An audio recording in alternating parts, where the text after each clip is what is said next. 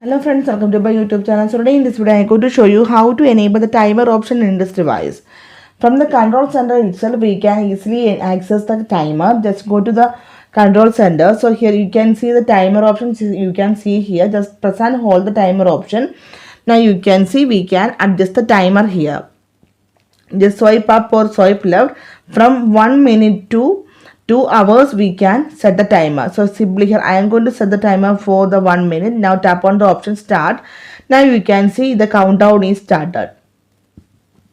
Okay, so without go to the clock application. From the control center itself you can access the timer. You can use the timer in this device. You can see the timer is reducing. You can see according to the time moves.